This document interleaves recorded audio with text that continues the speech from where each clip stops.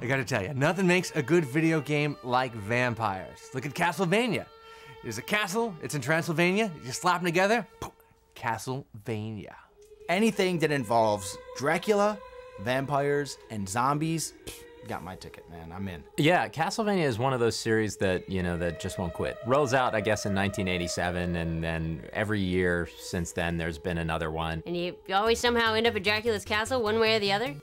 And you gotta kill the big D. Castlevania was like a classic Nintendo series, but unlike a lot of other classic Nintendo series, they were able to reinvent themselves, and it's still popular and still relevant. I'm looking at you, Kid Icarus. I'm looking at you. I mean, this is a game that has been on all platforms, every console, Nintendo, Super Nintendo, Genesis, PlayStation, PS2, Xbox. Every console created, this game was on it. Computers, cell phones, anywhere you go, you can get a little Castlevania on. A lot of people think one of the best Castlevania games was on TurboGrafx 16. I don't know anything about it because I didn't own a TurboGrafx 16 because I'm normal. So Castlevania first came out in 1987 for the NES. You're back in the 1600s. You're Simon Belmont, head of a vampire hunting clan, and you go to this castle in Transylvania to track down Dracula, because we all know that Dracula returns every 100 years on the dot to haunt mankind, much like Phyllis Diller. So the first Castlevania is where they kind of introduced something new into Dracula lore. You know, the whip. Did you know you could slay Dracula with a whip? Well, now you do. Because first you had like the really crappy whip, which was just basically like a belt. It wasn't very long, it wasn't very strong. Then you got a bigger one, then you got the chain, then you got the chain with the ball at the end. Come on, that's cool. You know, in the game, you don't just fight vampires, you fight zombies, crows, Frankenstein. It's really just, you know, your garden variety monster mash. You fight a mummy, a zombie, skeletons, bats, that kind of thing. And there's Medusa and just all sorts of mythological creatures. The creature from the Black Lagoon keeps jumping up. You know, it's like the creature from the Black Lagoon is on a pogo stick. The thing about Transylvania that I don't understand is why the hell anybody lives in Transylvania. Because per capita, there are more zombie uprisings, werewolf infestations, something rises, something crawls from the crypt, and the innocent suffer. Death himself, the Grim Reaper, in his big black robe, is one of like the mini-bosses you find on the way to the top. You would think that Death would be the final boss. Who's bigger than Death? I'll tell you, Dracula is bigger because he is undead. He has defeated Death. Therefore, he is a bigger cheese than the Grim Reaper. First Castlevania was a straightforward adventure. The second one totally abandoned the scoring system and took on a more RPG style, kind of like the second Legend of Zelda. You had to go around the world and collect all of Dracula's vital organs, which had been scattered to the four winds, and you had to put them all together to resurrect Dracula and then just kill him again. Maybe a little bit ahead of its time. It incorporated a lot of leveling up and buying and selling, and I'm not sure that like the Nintendo game could really support a game as complex as the one they were imagining. So they kind of put that away for a while, but those elements would come back later in the series. The thing that was special about Castlevania 2 for me, it was the first time I memorized a password, and I actually still remember this. So kids, if you're at your sets, write this down and go put on Simon's Quest. It's, I guess I forget it. And then there was Castlevania 3, Dracula's Curse. And oh, what a curse. You weren't limited to one playable character. There was another character called Alucard, who was a shapeshifter, and he could turn into a bat. Now, follow through with me on this.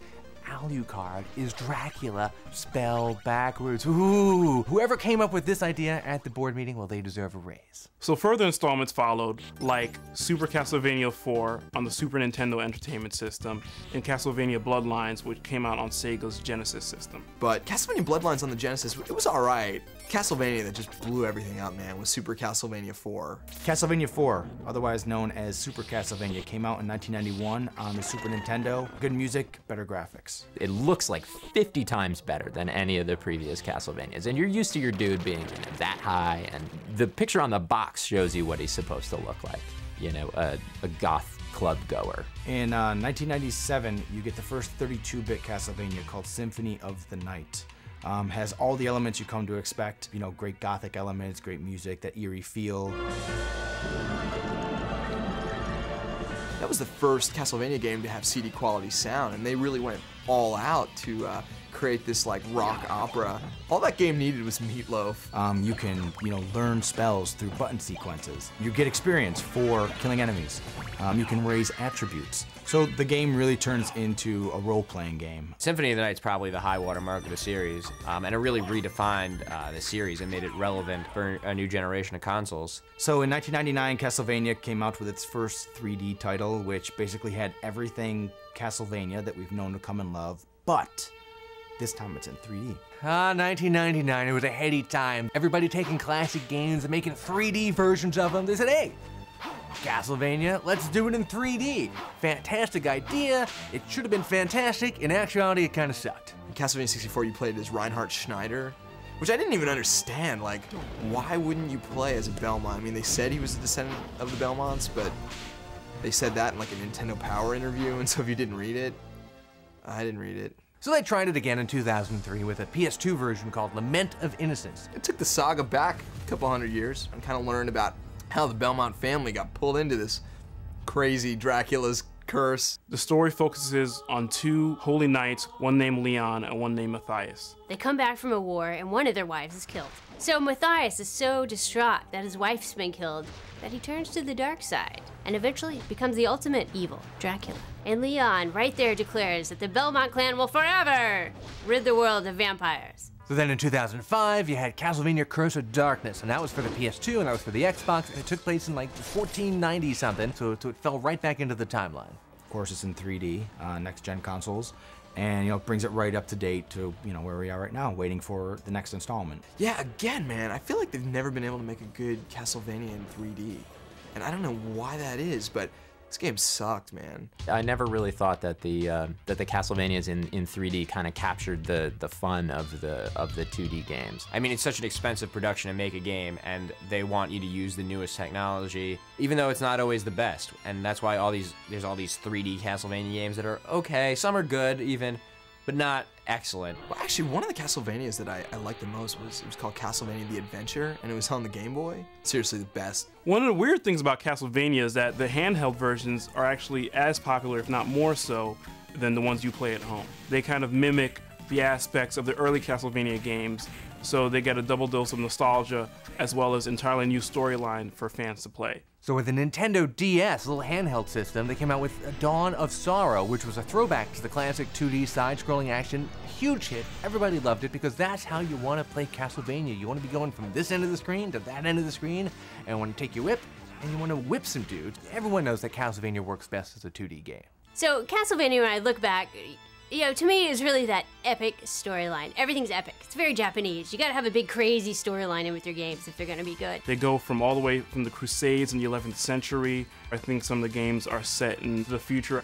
And if you play all the games, you get a sense of a broad history of kind of vampire hating. There's an investment in the franchise. They see it not as a one-off or a sequel to the game, but as just another chapter in an overwhelming story arc. There is a dedication to creating an overarching mythology in this video game series that you don't really see a lot of in this medium. I mean, there's just so many Castlevania games.